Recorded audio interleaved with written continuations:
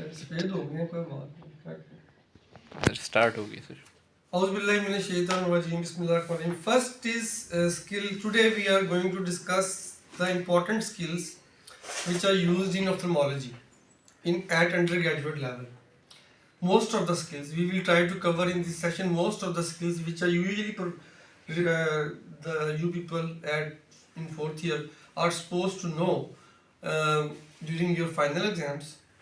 सो इसमें वो वाली स्किप कर देंगे जो आपको ऑलरेडी पता है, जैसे रिकॉर्डिंग द विजुअल एक्टिविटी, ठीक है ना, शुड बी स्किप इट था अभी, और रिकॉर्डिंग विजुअल एक्टिविटी, लेकिन ये आपके रिकॉर्ड में आ जाए कि आपको ये भी पता होनी चाहिए जब आप एग्ज़ाम के लिए आएंगे एंड ऑफ द प्रॉफ या फाइनल एग्ज़ाम के लिए, तो आपको ये आनी चाहिए साथ recording of vision with pin on होनी चाहिए। अगर पेशेंट ने ग्लासेस लगाए हुए हैं तो विद ग्लासेस भी होने चाहिए, इस पर नहीं लिखा हुआ।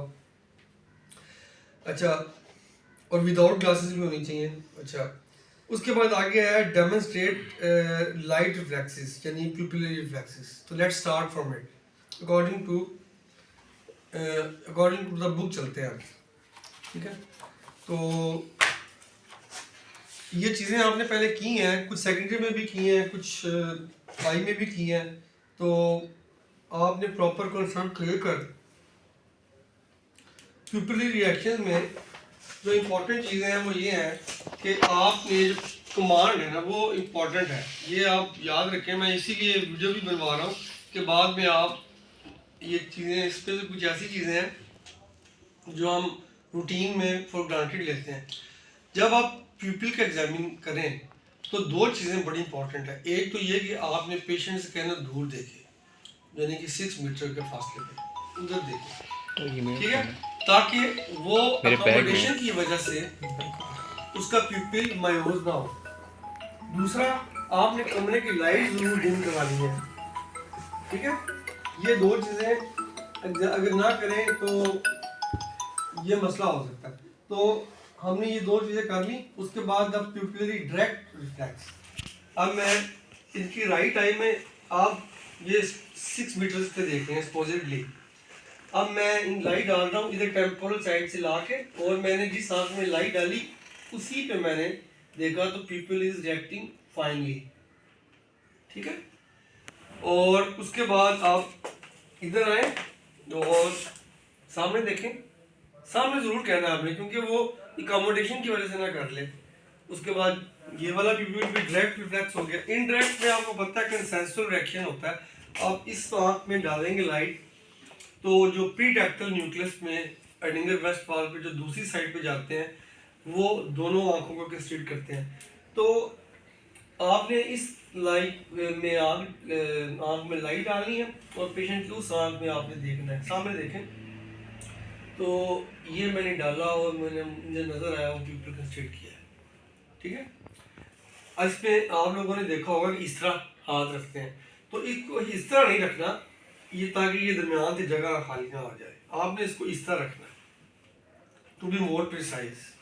और उसके बाद आप इस तरह लाइट डालेंगे और आपने फिर इस तरह देखना और फिर इस तरह दूसरी साइड पर भी करना। तो these are called pupillary reflexes. और इसका पाथवे जो है थ्योरी वो आपको पता होना चाहिए कि इसका एफरेंट पाथवे ऑप्टिक नर्व है, इफरेंट पाथवे थर्ड नर्व है, ठीक है। इसकी डिटेल आप पढ़ लो। उसके बाद हम आते हैं रिगार्डिंग द विजुअल फील्ड्स। अब विजुअल फील्ड जो सी हैं वो मेथड करते हैं, this is other skill by a method which we call confrontation method of visual field examination. इसका जो प्रिंसिपल है वो ये है कि we assume that the examiner's own visual fields are normal, और अगर एग्जामिनर की अपनी विजुअल फील्ड्स नॉर्मल नहीं है तो ये नहीं कर सकते। तो इसमें करना इस तरह है, थोड़ा सा इस तरह मिलता हो जाए। अब आर्म्स लेंथ पे मैंने रखा और आपने वही कंसेंट वगैरह ग्रीटिंग सब आपने करनी है। उसके बाद आपने पेशेंट से कहना है कि अपनी इस आँख पे अपनी राइट आई पे हाथ रखें आराम से यूं करके, नहीं आप इस तरह ठीक है, फौजी है ना फ्रूट मारने का। अच्छा इस तरह, और मैं अपनी जो इसके ऑपोजिट आई है उसको बांध करूँगा, ठीक है। अब मैं हाथ प्रैक्टिस की वजह से हाथ रखे बगैर वैसे बांध कर लूँगा। अच्छा उंगलियों से नहीं रखना था कि अंदर से नज़र ना आए। अब आपने बताना है कि आपको उंगली नज़र आए तो बताना है आ रही है नहीं आ रही, आ रही है। अभी आपने मेरी आंख से हिलाना नहीं है फोकस, अभी भी आ रही है। ये मिड में होना चाहिए, ठीक है, मिड में होना चाहिए। अभी आ रही है? नहीं उंगली आ रही है, मुंह से बोले जी। अभी थोड़ी कम, जब गायब हो बताना, अभी थोड़ी कम होगी, ठीक है। जब आना शुरू हो बताना, आगे ठीक है। अब मेरी आंख में देखते हैं, अब ये मैं इसको हिला रहा हूँ तो ये काइनेटिक हो गई।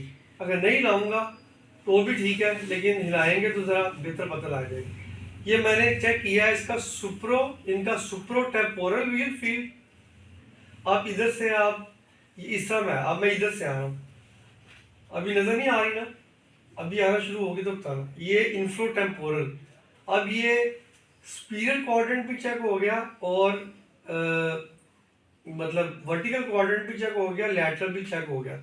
ये इन्फ्लो टेम्पोरल। उसके बाद आपने आते रहना यहाँ पे एंड तक।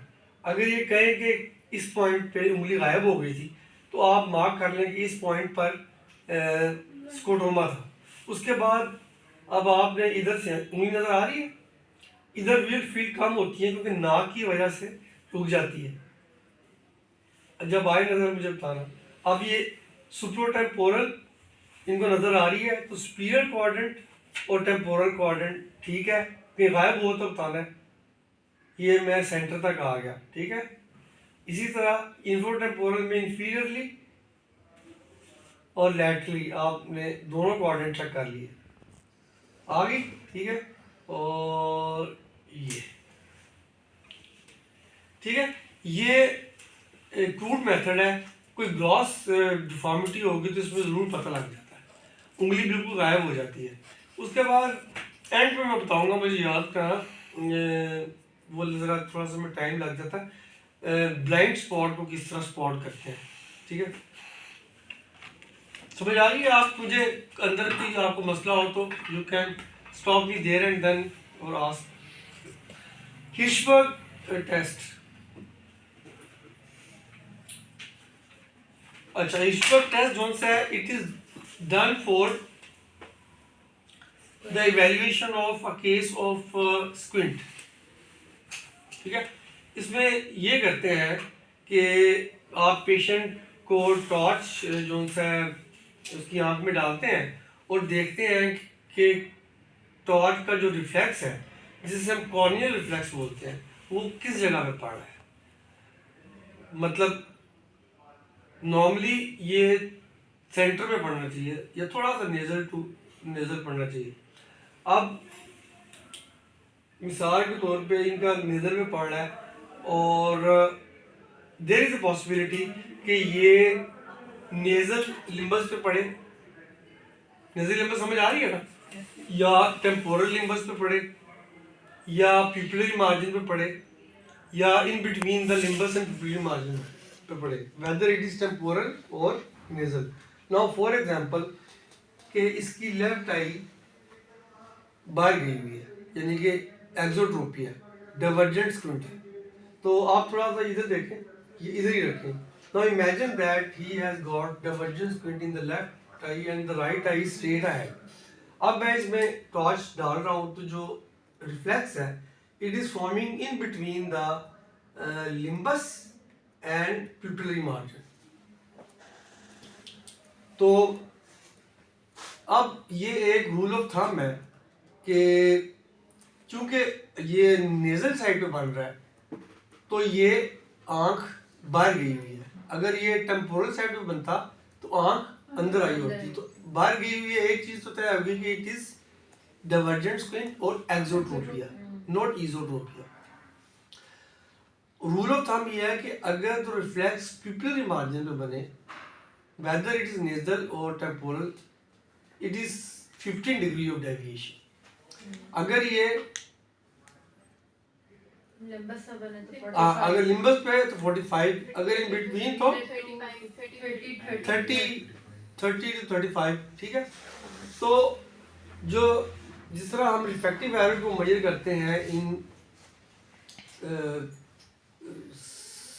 यूनिट्स जैसे होते हैं स्फेरिकल या सिलेंड्रिकल, प्लस -2 और स्फेरिकल और -1 सिलेंडर एट सम डिग्री, इसका जो यूनिट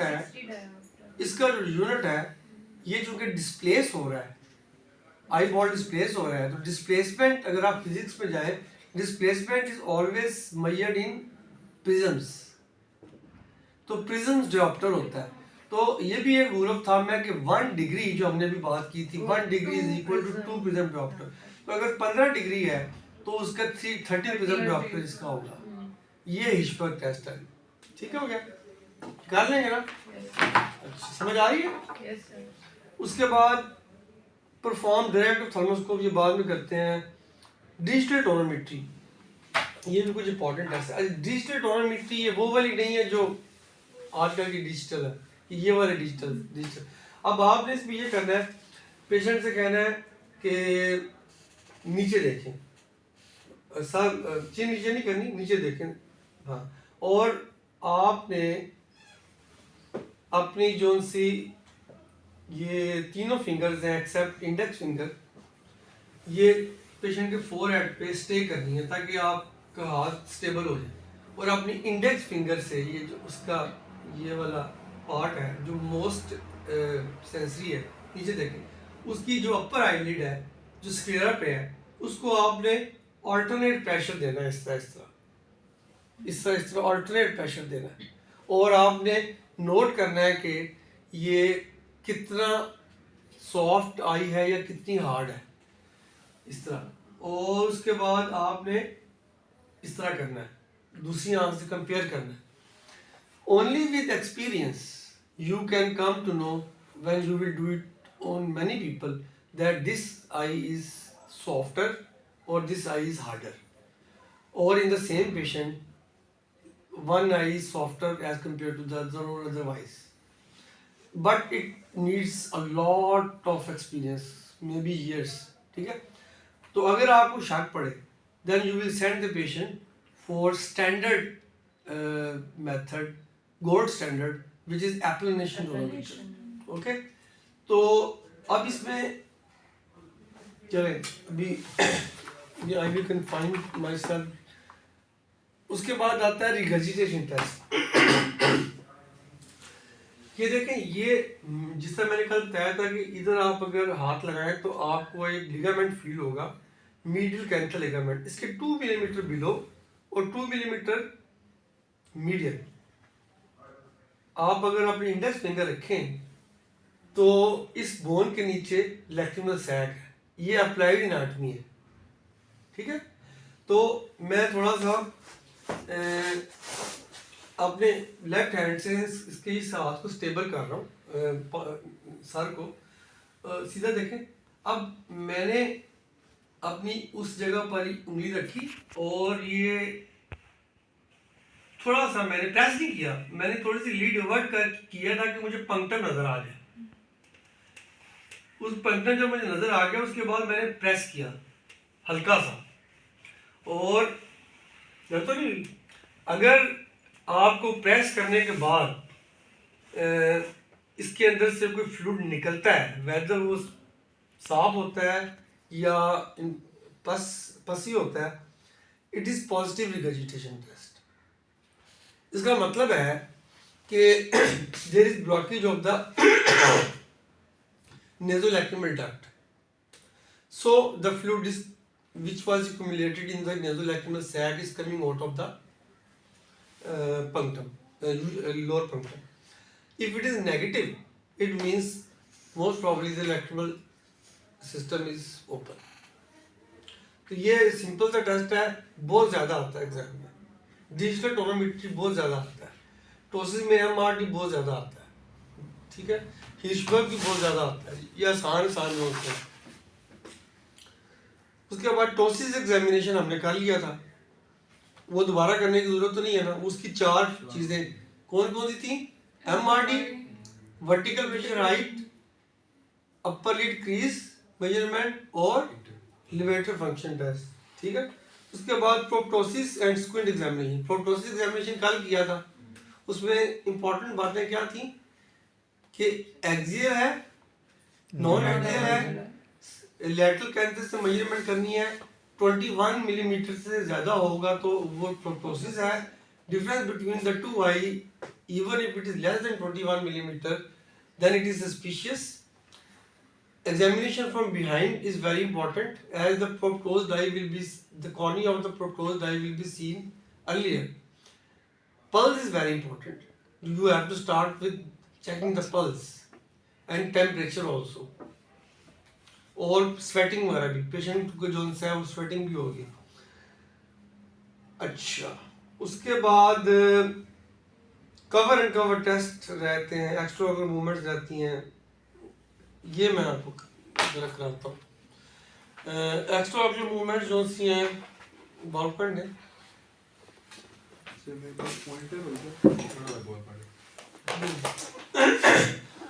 एक्स्ट्रा ऑक्यूलर मूवमेंट में देखें आप, एक तो वही तरीका जो आप करते आ रहे हैं एच बना के, तो मैं उसी तरीके से कराता हूँ। There are 9 cardinal positions in which we check the extra ocular movements. We can do it by various methods, whether you make it H or ophthalmologists do it some other way. तो ये primary gauge है, ये भी position number 1 है। अब अगर match बनाऊं तो ये आपने, अच्छा इससे पहले कमांड नोट कर लें, आपने आर्म्स लेंथ पे करना है। पेशेंट को कमांड ये देनी है, अगर आपको दो नजर आए या आपको दर्द हो तो मुझे बताना। दो इसलिए कि अगर उसके किसी मसल का पैरालिसिस है तो उसको दो नजर आएंगे। दर्द इसलिए कि ऑप्टिक न्यूराइटिस का केस अगर हो तो जब ऊपर मूव करते हैं तो जो स्पीरियड रेक्टस मसल है, superior rectus and optic nerve they share the same sheet, जो मेनिंजियल शीट। इस वजह से जब वो स्पीरियड रेक्टस मूव करता है तो थोड़ी ऑप्टिक नर्व को भी लाता है, तो उसमें पेन होती है अगर वो ऑलरेडी इन्फ्लेमेटरी है। तो आर्म्स लेंथ पे रखना है, पेशेंट के ना इतने करीब जाना है ना इतने दूर जाना है, और मूवमेंट्स पे भी बहुत दूर नहीं चले जाना। इसको देखें, अब मैं ये लेफ्ट गेज, इसको लीवो, इसका मुश्किल नाम भी है, लीवो वर्जन भी, version mean movement of the both eyes, duction mean movement of the one eye, left side left means levo, right means dextro. So levo version, उसके बाद सेंटर में आए डेक्स्ट्रो वर्जन, दोनों आंखें देख, इससे ज़्यादा नहीं आना, बस इतना बहुत है। उसके बाद एलिवेशन 3, उसके बाद सेंटर में है डिप्रेशन। अब जब डिप्रेशन में आएंगे, ये इंपॉर्टेंट पॉइंट, आपने अपर लिड जरूर उठानी है। आपने देखना है कि दोनों आंखें नीचे आई हुई हैं या एक आंख ऊपर ही रह गई है, अंडर एक्शन तो नहीं है, वो आपने किस तरह देखना है, लिम्बस से, ठीक है। उसके बाद इस तरह, उसके बाद ये है लीवो एलिवेशन,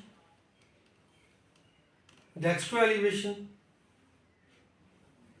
लीवो डिप्रेशन, नीचे देखें, इधर इधर सेंटर में जरूर आना है, लीवो डेक्स्ट्रो डिप्रेशन। अब हम आमतौर पर ये करते हैं कि तीनों जो नीचे वाले टेस्ट हैं वो पहले कर लेते हैं ताकि बार बार लीड न उठानी पड़े, लेकिन आपकी आसानी के लिए कि एच बनाते हैं, मैंने इसको उस तरह किया है, तो ये टोटल बन जाती है 9।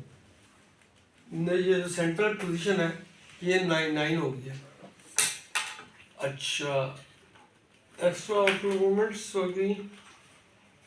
इसके बाद क्या है,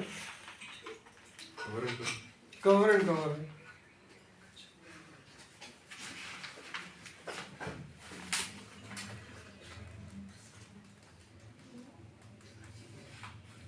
कवर एंड कवर जो सा ये बड़ा, मेरा ख्याल है कि जितने भी टेस्ट है ना आपकी स्किल्स हैं, इसमें कवर एंड कवर सबसे ज़्यादा ट्रिकी है।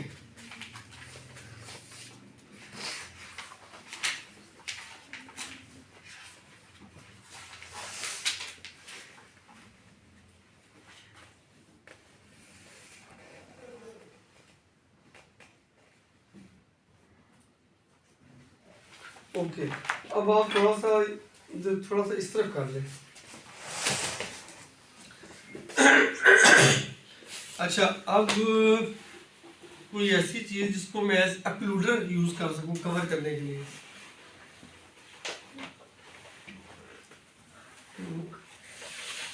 चले, अब इसमें एक जो है ना इम्पोर्टेंट चीज़, जो cover tests is cover tests are name which is given to a couple of tests which we will shortly be learning and performing. They are done both for the far vision and for the near vision in the case of squint और strabismus. अब सबसे पहले आप squint की definition आपको पता होनी चाहिए। ये है दोनों आंखें और this is the visual axis, this is the cornea, this is the retina, rays of light eye और कॉर्निया से होती हुई रेटिना पे पड़ी, ये नॉर्मल है, विजुअल एक्सिस में आई। अगर एक आंख इस तरह हो गई और या दूसरी आंख इस तरह होगी, इस तरह होगी, तो विजुअल एक्सिस जो से हैं वो अलाइन नहीं रहे, मिस अलाइन हो गए। तो डेफिनेशन क्या बनी तो स्क्विंट की? Miss alignment of the visual axis is called squint. जब तक वो लाइन है वो स्क्विंट नहीं है। अब हम कवर टेस्ट में जो पहला कंपोनेंट है वो है कवर टेस्ट। कवर टेस्ट्स में पहला है कवर टेस्ट, दूसरा है अनकवर टेस्ट, तीसरा है हाँ कवर एंड कवर या अल्टरनेट कवर टेस्ट। और भी हैं प्रिज्म कवर टेस्ट वगैरह, लेकिन हम 3 तक जो सा वो करेंगे। फिर स्क्विंट के जो कवर टेस्ट है, it is used to see, अगर आप थोड़ा सा कंसंट्रेट करेंगे तो they are very easy to understand. Cover test are used to see the presence or absence of, not to measure, just to see whether any manifested squint is present or not. ठीक है? और uncovered test manifested squint is called tropia and uncovered और cover test में आप जिस आंख को cover करते हैं उसको नहीं देखते, ऑपोजिट आई की मूवमेंट को देखते हैं। अनकवर टेस्ट में आप जिस आंख को कवर करते हैं, जब कवर हटाते हैं तो उसी आंख की मूवमेंट को देखते हैं। This is called uncover test and it is used to see the latent squint, जिसको बोलते हैं फोरियास।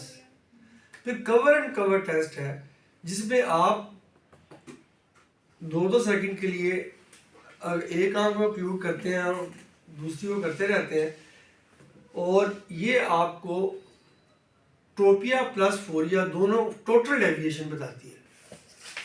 ठीक है ना? अब किस तरह करते हैं, इसके लिए स्पेशल एक्लूडर होता है।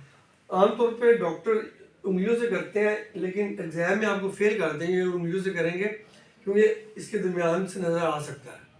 तो एनीवेज कोई पेपर ले लेते हैं, इसको मैं नियर के लिए चले करता हूँ।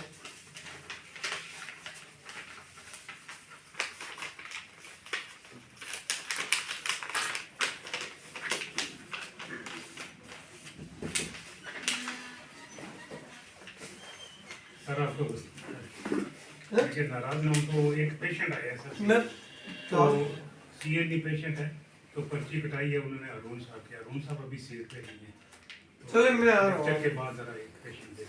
कंटिन्यू रखना है इसको। अच्छा जी, आप ये देखें इसमें अंदर एक कॉर्ड जो, आप ये देखें ये जोन सा है, आपने इस पे इम्पोर्टेंट चीज़ ये है, पेशेंट को ये नहीं कहना कि ये इसकी तरफ देखें, आपने उसको स्पेशल टारगेट देना है। आपने उससे कहना है ये पेन जो है इसकी टिप को गौर से देखें। क्यों? वी वांट कि पेशेंट अपनी अकोमोडेशन को कॉन्शियसली यूज करे। अगर आपने कहना ना वो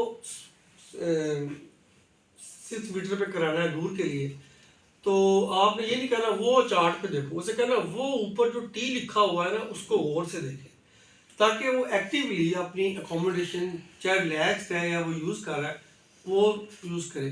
क्योंकि प्रिंसिपल क्या है कवर एंड कवर टेस्ट का, वो कवर एंड कवर टेस्ट का प्रिंसिपल लिख लें आप बेशक। प्रिंसिपल ये है कि we dissociate the two eyes. जब हम कवर करते हैं दोनों आंखों को, जो इकट्ठी देखने की जिनको आदत है, एक आंख आप जब बंद कर देते हैं बाइनोकुलर सिंगल विजन खत्म हो जाती है, we dissociate the two eyes, तो फिर एक आंख देखती है। तो हमने अकोमोडेशन को डिसोसिएट कर देना होता है। अभी आप इसकी टिप को देखें। अच्छा, अब मैं कवर टेस्ट करने लगा हूँ और हम ये अज्यूम करते हैं, इधर देखें जरा, थोड़ा सा इधर देखें इस जगह पर। अब आप लोग ये इधर देखें, आप लोग ये सोचें कि इसकी ये वाली आंख बाहर है और ये आंख सीधी है, ये आपने अज्यूम करना है, ठीक है। और मैं कवर रखूंगा उस आंख के ऊपर जो नॉर्मल नजर आ रही है, डेविएटेड आई पे कवर नहीं रखूंगा, तो आप उधर इससे हिस्सा नहीं लाए, ठीक है। और जब मैं इसको रखूंगा तो आपने फिर पेन की तरफ आपकी आ जाए ऑटोमेटिक, जस्ट टू डेमोन्स्ट्रेट। अभी आप देखें ना, ये इस आंख से इसको देख रहा है, उस आंख से नहीं देख रहा।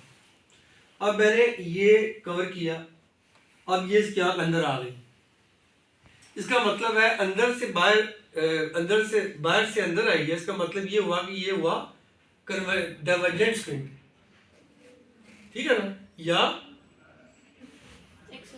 एक्सोट्रोपिक, समझ आ रही है ना। अगर इस उलट होता, अंदर से बाहर जाती, अंदर आई होती बाहर जाती, तो कन्वर्जेंट था, या इजोट्रोपिक था तो बाहर चलेगी। समझ आ गई सबको? समझ आ गई, ठीक है। अच्छा, तो ये है हमारा कवर टेस्ट। अब अनकवर टेस्ट देखें। अनकवर टेस्ट में आंखें दोनों सीधी होती हैं। अब आपने इस पेन की टिप को देखना। अब मैं इनकी इस आंख को कवर किया और मैंने देखा इस आंख को, फिर इसको कवर किया, फिर इस आंख को देखा, दूसरी आंख को भी करके देख रहा हूँ, इसको किया, इसको देख, थोड़ी सी बाहर से अंदर आती है, हल्की सी, तो एक्सोफोबिया हल्का सा है जो 99% लोगों में होता है, ठीक है। अब ऑल्टरनेट कवर टेस्ट आपने इस तरह रखा, 2 सेकंड नहीं सॉरी, इसको इस तरह रखा, फिर इस तरह किया, फिर इस तरह किया, फिर इस तरह किया, फिर इस तरह किया, फिर इस तरह किया, 2 सेकंड के वक्फे के साथ, तो आपको टोटल डेविएशन जो है पता लग जाएगी। अगर आंख पूरी डेविएटेड है तो ये हो जाएगा, ये आपको बता देगी टोटल डेविएशन। ये रफ मेजरमेंट है। अब अगर हमने सर्जरी करनी है तो एक और टेस्ट हम करते हैं जो you are not suppose to know at this stage, but थोड़ा सा पता होना चाहिए कि जो डेविएशन है उसके साथ फिर हम उस डेविएशन को ठीक करने के लिए प्रिज्म्स यूज़ करते हैं। अगर आंख अंदर बाहर गई हुई है तो हॉरिजॉन्टल प्रिज्म यूज़ करते हैं, आंख ऊपर या नीचे गई हुई है तो वर्टिकल। उसमें फार्मूला ये है कि अगर आंख अंदर गई हुई है तो आपने जो प्रिज्म है देखा हुआ है ना, उसका जो एपेक्स है वो उस डेविएशन की तरफ रखें, ये एक फार्मूला है। और 25 प्रिज्म डॉक्टर रखें और प्रिज्म के थ्रू देखें, हो आंख अंदर ही होगी, आप बढ़ाते जाएं 50, 60, 70, लेकिन इमेज डिस्प्लेस होकर जब आपको दोनों आंखें प्रिज्म से नज़र आ रही हो कि अब स्ट्रेट हो गई हैं, गो के प्रिज्म के पीछे से देखेंगे तो वो अंदर ही होगी, लेकिन प्रिज्म के अंदर से दोनों आंखें बराबर नजर आ रही होंगी। समझ आ रही मेरी बात? तो मिसाल के तौर पे 70 प्रिज्म डॉक्टर पे आपको लगता है कि दोनों आंखें बराबर है, इसका मतलब है एग्जैक्ट मेजरमेंट। और उसके बाद आपने कवर एंड कवर टेस्ट करना है कि कोई हिलती तो नहीं है, तो ये आपको पता लग गया कि ये फाइनल असेसमेंट है जो ऑर्थोपेडिस्ट करते हैं, आई स्पेशलिस्ट को भी आना चाहिए। 70 प्रिज्म डॉक्टर इसकी डेविएशन है or on the basis of this measurement you will plan your surgery कि कितना कौन सा मसल कितना रिसेट करना है, कितना रिसेस करना है एक्सट्राऑक्युलर मसल। ठीक हो गया? Any other skill? एक मिनट, अभी मैं चाह रहा हूँ एक ही इसमें बन जाए तो बन जाए।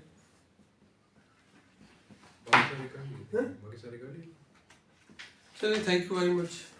ठीक है सर।